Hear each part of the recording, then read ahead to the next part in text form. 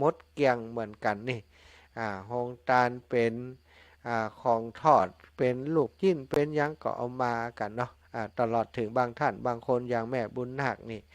เอาไก่ย่างมาดู3-4-5 ตัวป่ะกะเนาะเอาไปลงโต๊ะฉันของครูบาอาจารย์โต๊ะ VIP ชุดที่คังคณะของเจ้าภาพเปิ้นเนาะญาติโยมต่างๆที่ไปรับประทานอาหารที่โรงฉันที่ห้องที่ฉันอาหารตอนรับสถานโดยหลายท่านหลายคนอาตมาเจอว่ากินบ่อิ่มเพราะว่าบ่ค่อยกล้าเข้าไปเอาติดลงทานก่อคนเข้าแถวกันทอแถวกันยาวเหยียดเกรงใจก็เลยอดเอาบ่ได้กินสักกำกลับไปแหกก็มีอย่างใดก็ดีความเสียสละของท่านก็ถือว่าเป็นบุญเป็นกุศลเนาะกลับไปกินที่บ้านที่จองขอสุมาอภัยเนอะแต่ก็ยังได้ก็คิดว่าท่านก็คงบัดถือบัดเตื้อเนาะมาเขามาหวังมาทำบุญแต่ถ้ามันอิ่มก็ดีนะแต่หากกลับไปถ้าอย่างใดก็ต้องขอสุมาอภัยอย่างที่กล่าวอย่างที่บอกแต้นครูบาอาจารย์เปิ้นตัวศรัทธาญาติโยมบ่เอ่ยนามละเนาะมันเยอะเหลือเกินเยอะล้ำมันนักแต่ว่าอาตมาจำหน้าจำตาหู้จักพี่น้องศรัทธาหมดแล้วศรัทธาใหม่เนี่ยศรัทธาติดตามอยู่บัดเดี๋ยวนี้ก็มีพี่น้องบ้านห้วยไร่มากันติดตามมากันเป็น2-3 กันรถนะมาร่วมบุญมาหันงานนี้อยากคือบ้านผมมีงานแล้วมีคนมาอย่างอาจารย์เมตตาไปช่วยงานบ้านชิมนะจะมีการตันงานปล่อยหลวงวันที่20นี่นะวะ สงสัยจะได้ไปส่ายมือเปิ้นละสถานเนาะก็งานพี่น้องหมู่เฮาต่างหลายเนาะพี่น้องผาแมวก็มาเนอะผาแมวที่จะไปเป็นเจ้าภาพเพื่อวันที่15นี้เปิ้นก็มาพี่น้องผาแมวพี่น้องแม่ไทยแล้วก็พี่น้องจากตังบ้านทุ่งแจ่ซ้อนเนาะก็ปากันมาก็ต้องขอขอบคุณทุกกำลังแรงใจที่มาร่วมโดยช่วยกันทำให้กฐินทานการทอดกฐินของวัดบรรพตสถิตเป็นไปโดยความเรียบร้อยจงจบลงไปโดยความสวัสดีนะแล้วก็มีงานอีกที่หนึ่งที่พร้อมกันนี่ก็คือที่วัดพุทธมณฑลจังหวัดเชียงใหม่สถานวันนี้ท่านอาจารย์ใหญ่บอกว่าตื่นตั้งแต่ตี 2การเตรียมงานที่พุทธมณฑลก็คงบ่ได้รับนักนะตี 2ก็มาเพราะว่าที่พุทธมณฑลนี่คืนที่ผ่านมามีวัดวาอารามต่างๆที่เปิ้นไปรับกฐินตกค้างเปิ้นก็ไปนอนกันที่ปุ้นนะคนก็อึดอยู่เหมือนกับบ่ได้รับกันนะท่านอาจารย์ไปตี 2ไปดูแลไปจัดการนู่นนั่นนี่ที่มันบ่เรียบร้อยจนมาถึงบัดแรงนี้ก็ยังบ่ได้พักว่านะก็ต้องขอเป็นกำลังแรงใจให้ท่านอาจารย์เนาะงานการอย่างนี้ถ้าบ่มีคนรับผิดชอบบ่มีคนดูแลมันก็อย่างที่ว่านั่นนะมันก็เหนื่อยมันก็มีภัยมาช่วยเหลือเติมเฮาใจจริงอาตมาอยากไปช่วยท่านอาจารย์นี่แม้กระทั่งงานที่วัดของท่านวันพรุ่งนี้มีกฐินนะที่วัดปากตางเจริญนะกลับกลายเป็นว่างานที่วัดตัวบ่ค่อยได้ดูแลแล้วไปงานของคณะสงฆ์เพราะได้รับมอบหมายจากหลวงพ่อเจ้าคณะอำเภอหลวงพ่อเจ้าคณะจังหวัดมีความไว้วางใจมอบเพื่อท่านอาจารย์เดินงานเป็นผู้ประสานงานเป็นผู้ขับเคลื่อนงานในฐานะเป็นแม่งานก็ทำเต็มที่สุดความสามารถของเปิ้นเนาะคนตัวน้อยๆบ่ได้นะสู้ขนาดนักศรัทธาสู้งานเพื่อพระศาสนาเพื่อคณะสงฆ์เป็นกำลังใจให้ท่านอาจารย์วันนี้ความจริงเสร็จงานนี้แล้วอาตมาก็กะว่าสักบ่าย 3-4 โมงก็จะเดินทางไปที่วัดปากทางเจริญไปนอนปุ้นเลยวันพุธตอนเจ้าก็ได้จัดรายการที่ปุ้นช่วยเหลือท่านอาจารย์แต่เนื่องจากว่า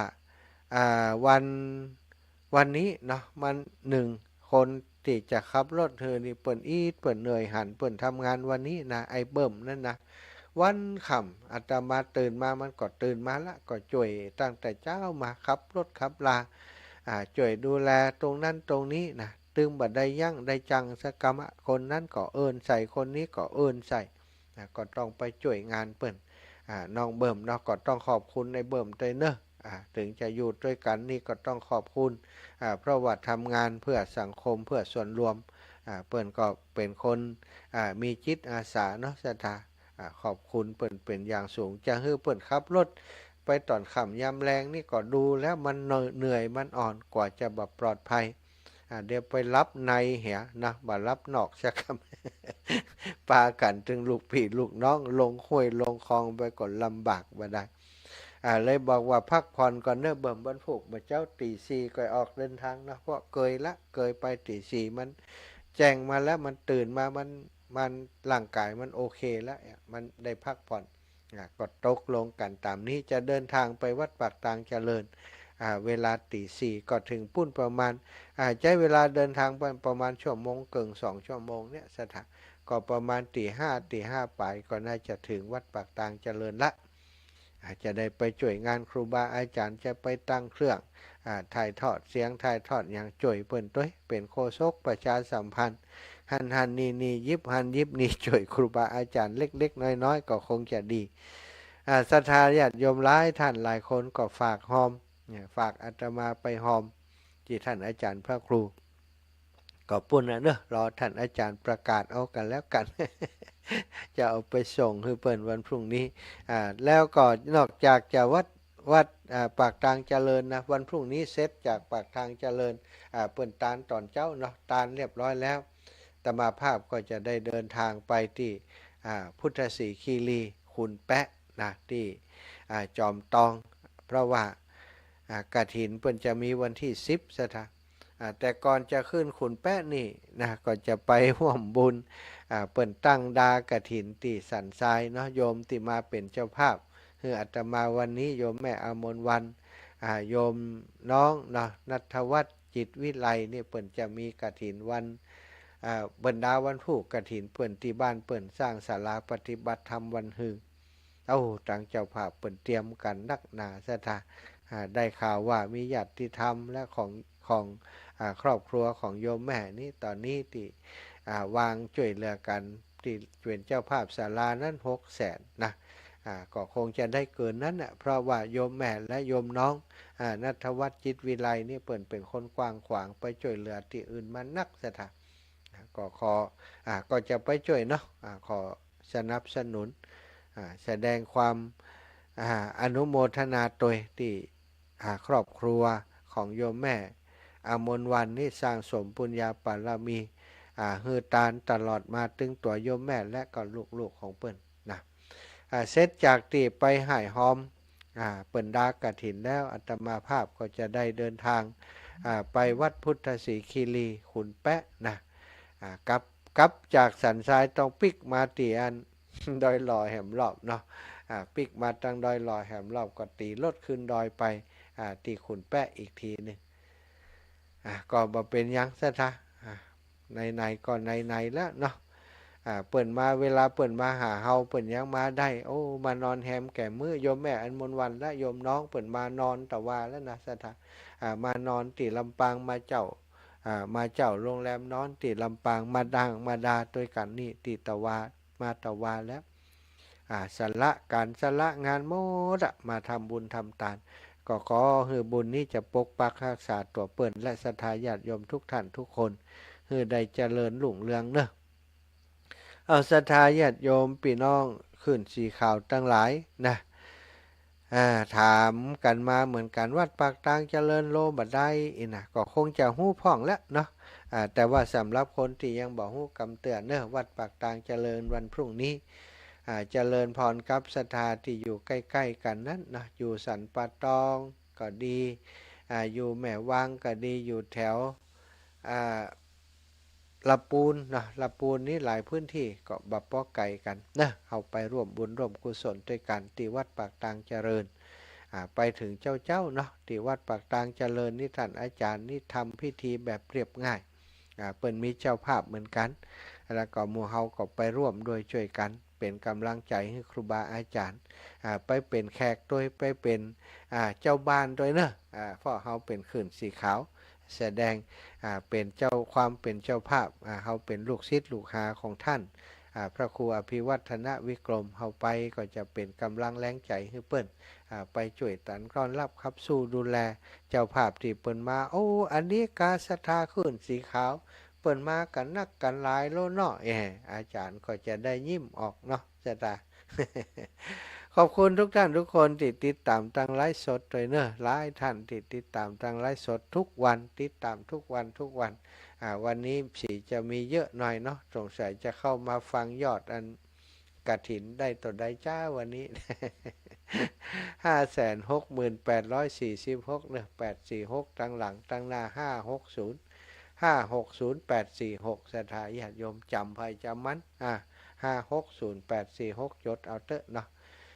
จดเอาเลขไปพอว่าปีหน้ากับปีนี้อันใดจะได้นักกว่าอันใดเนาะ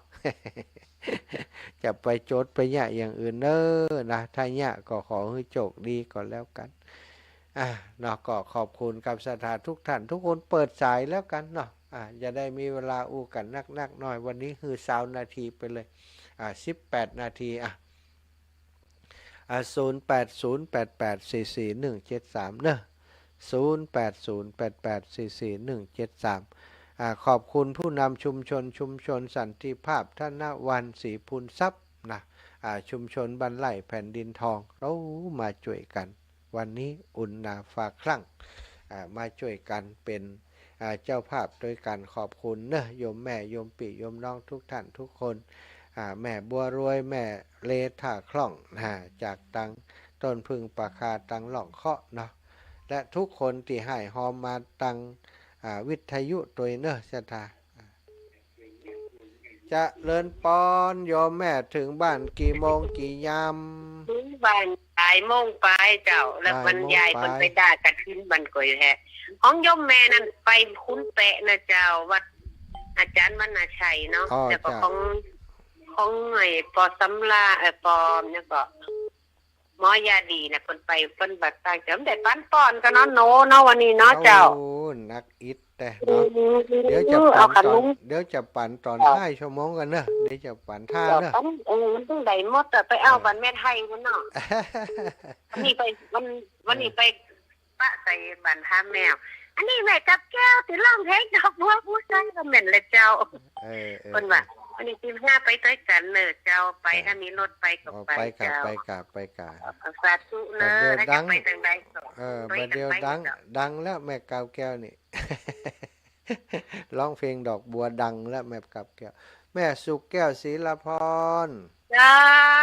กลับไหว้สาเด้อท่านพระมหาวันผูกป้ากันจะเมื่อตี 4 ตี 5แล้วนะเข้ารายการไม่ได้พักได้พรเจ้าบ่เดียวละเจ้าเอาบุญมีชีวิตอยู่เพื่อทำบุญวันนี้อิ่มบุญเนาะโอ้พอไลฟ์สดนี่นะอุดโธกินม่วนจันม่วนวันนี้เนาะเราแล้วอกแล้วจ่อยเด้อแม่จุกติดตามตั้งไลฟ์สดอยู่เด้อเจ้าขอบคุณวันนี้วันหนึ่งเนาะบุญเต็มไปเลยเด้อจ้า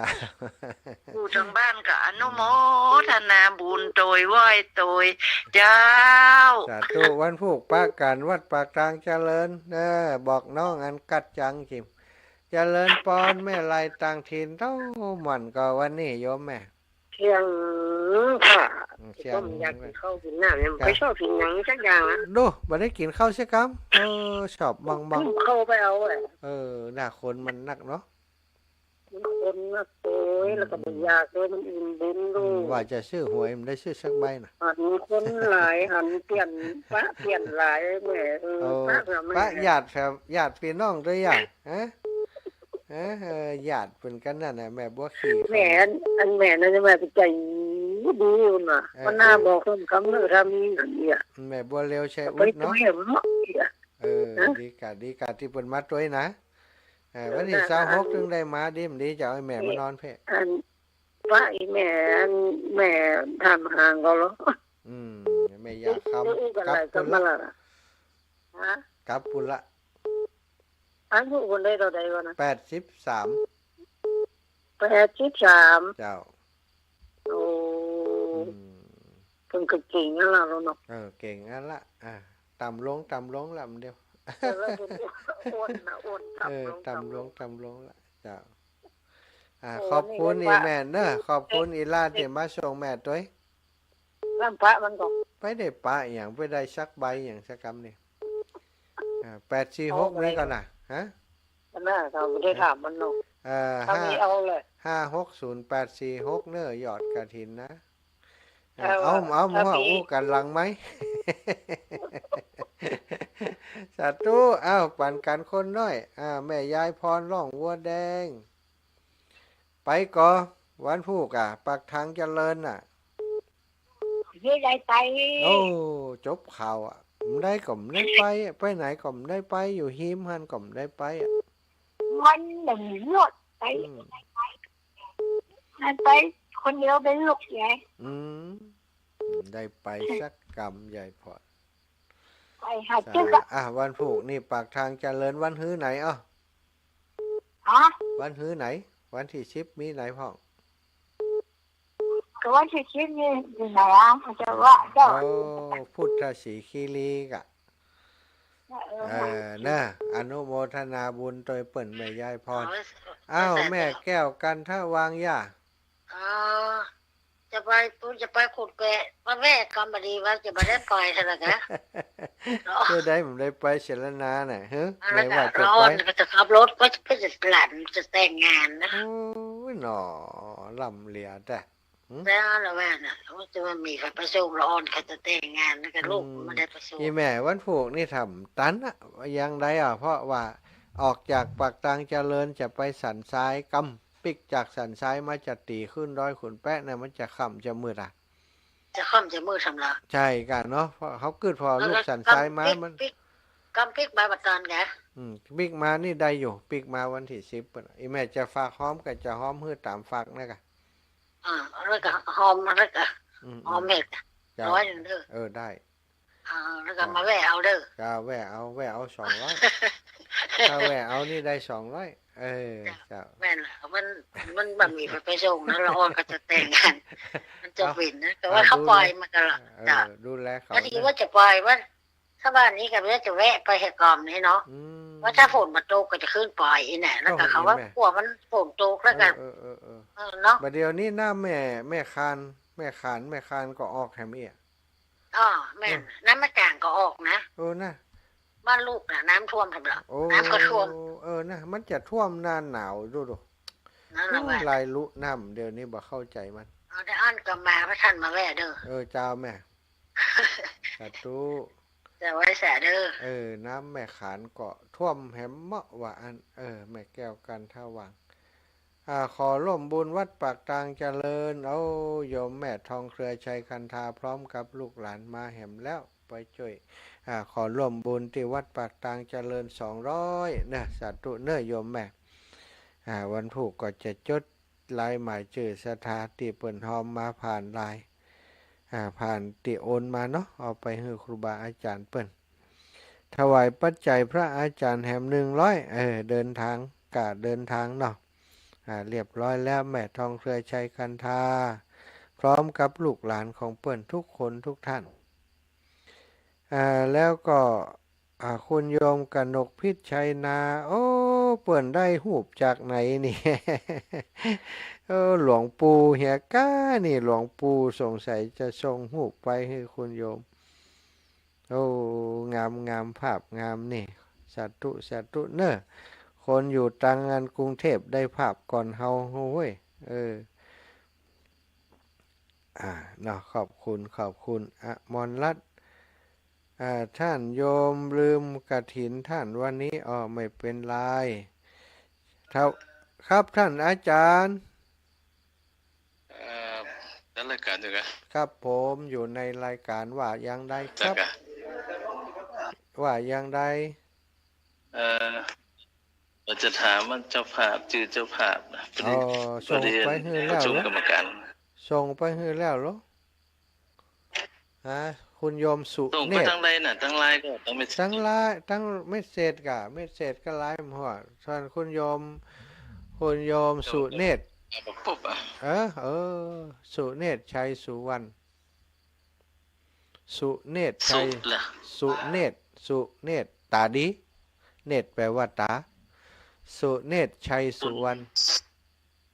สุเนตร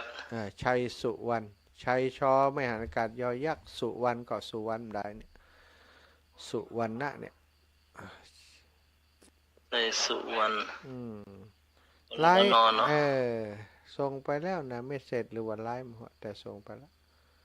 ไม่เป็นไร คุณนะครับ ไม่เป็นไรบอกใหม่ก็ได้จ้ะ คุณนะครับ คุณณภาพรนนทจักรเดี๋ยวส่งไปเดี๋ยวผมส่งไปเนี่ยช่องทางเนี่ยช่องนี้ครับจ้าครับผม เจ้าของก็นั่นนี่บอก ลำปางกรอนประตู ประตูนะ ลำปางกรอนประตูจ้า ส่งต้องไม่เจอเนอะ จ้าเนี่ยตั้งที่อาจารย์โทรมาเดี๋ยวนี้จ้าก รรมการเขา สาธุศรัทธาญาติโยมนี่ก็วัดบันทุ่งโทรมาคอนเฟิร์ม โทรมาคอนเฟิร์มบัดเดี๋ยวนี้นะว่าตกลงที่บ้านทุ่งเป็นยังไงใครแน่ไผแต้อีนะเอาเดี๋ยวก่อนวันนั้นได้ส่งคือท่านอาจารย์กำหนึ่งละวันนี้ท่านบอกว่าบาหารอีหล่ะบาหารอันนั้นอีนะบาหารก็ต้องส่งไปใหม่เนาะพระครูโสพลพัฒนวิกรมพระครูโสพลพัฒนวิกรมวันนั้นเปิ่นบาหารจักกรรมแล้วมันไปอยู่ต่างได้หรือว่าเฮาเองได้ส่งให้เปิ่น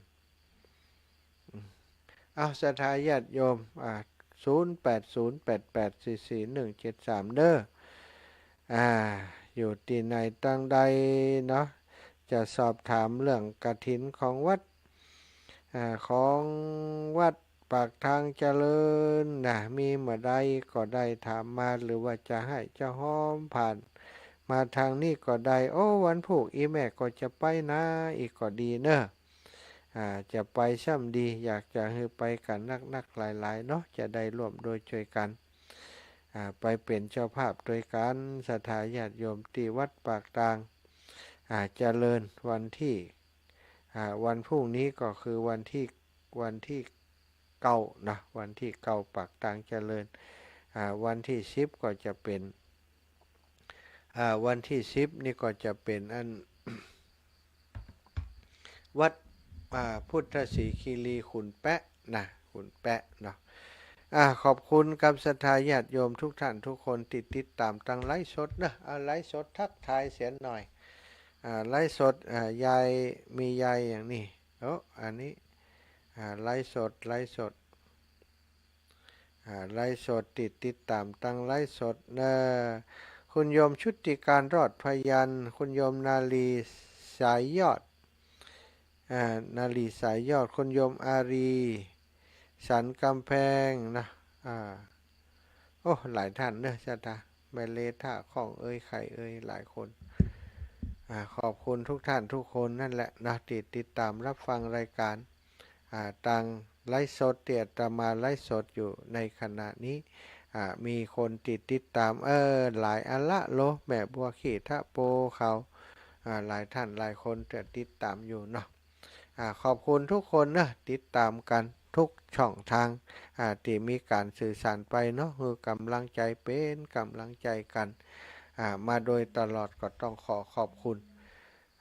แม่เป้งปันวิชัยแม่ย่าเป้งเจ้าแม่เจ้าอันโยมอันพระอาจารย์เจ้าแม่โอนเข้าไปคือแล้วเด้อเจ้าของน้องต้อยของอีแม่ต้อยเนาะหันแล้วเจ้ากระหอมกระถินวัดบรรพตกับวัดบรรทุงนะคะเจ้าเน้อกี่ร้อยเจ้าเน้อเจ้าอีแม่ยอดวันนี้560846เจ้าเด็กจัดงามเนาะว่าจันเนาะงามนะงามย้อนอีแม่นะกะย้อนอีแม่ทำ200โลจ้าปีเดียวกันเนาะเจ้าเนาะปีกาตายอย่างเดียวกัน7863เจริญพร เจ้าอยากจะพออยู่เน้อพออยู่หอมเนอพระศรีคิรีวัดอันนั้นน่ะหม่อนหยังก็ พุทธศรีคีรีก็ว่าปากทางเจริญเนาะขุนแปะขุนเปิ้นั่น ขุน นะ แปะนะพุทธศรีคีรีขุนแปะชอบ วัด แปะ เจ้าวันน่ะใช้น่ะนะบ่ได้หอมเปิ้นสักเสียหอมมือแม่ลอยเน้อ จ้ะสาธุเจ้าแม่ข พ อบ อ คุ อยู่ ณพออยู่เนาะ เจ้า สาธุเจ้าโยมแม่ผ่องก็พอตั้ง Facebook ผ่องก็พอตั้งฟังเนาะพอตั้ง YouTube ผ่องก็ฟังตั้งวิทยุติดตามกันหลายช่องทางก็ขอบคุณทุกช่องทางที่เป็นโอกาสได้สื่อสารได้ติดตามกันเนาะวันนี้เสร็จสิ้นภารกิจละสำหรับวัดบรรพตสถิตทีนี้ก็ห่ำของครูบาอาจารย์แห่ม2-3 วัดนะอาตมาก็ค้างอยู่แห่มวันที่12นี้วัดแม่ไทยเนอะขอบคุณโยมญาติโยมตั้งหลายพี่น้องตังแพะดอนตันก็จะไปด้วยกันนะพี่น้องแพะดอนตันพี่น้องปานแล้วก็พี่น้องตังโยมแม่บัวลอยสายเขียวโยมแม่ทองสุกนะแลกันทะแล้วก็โยมแม่ตังบ้านนางแลเขาแม่พิษสมัยเขาก็จะปากันไปตุยเหมือนกันเนาะแม่บัวเร็วไปก็แม่บัวเร็วใช้อุดนะแล้วพี่น้องตังบ้านโถกหัวช้างก็จะไปกันแล้วก็มีตังบ้านบุญเกิดเนาะโยมน้องสุขโยธินเขานี่ก็จะไปตุยกันอยู่